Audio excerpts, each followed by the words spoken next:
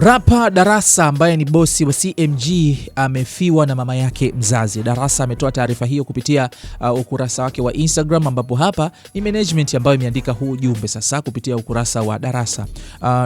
Ujumbe huo unasomeka kama ifuatavyo: CMG inasikitika kutangaza kifo cha mama mzazi wa artist Darasa CMG.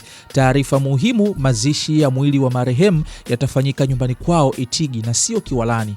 Kwa ndugu, jamaa, rafiki au jirani ambaye angependa kushiriki na sisi safari ya kwenda Itigi kumpumzisha mama yetu mpendwa kwenye nyumba yake ya milele, safari ya kuelekea Itigi itaanza leo saa 11 asubuhi. So kwa upande wa Darasa, of course muda umeshapita sasa, lakini kifupi tu kwamba msiba upo Itigi. Kwa niaba ya Rick Media niseme tu, nitoe salamu za lambilambi na kusema kwamba pole sana Darasa. Mwenyezi Mungu aweze kumpokea mama yetu mzazi na aweze kupumzika mahala pema peponi. Amen.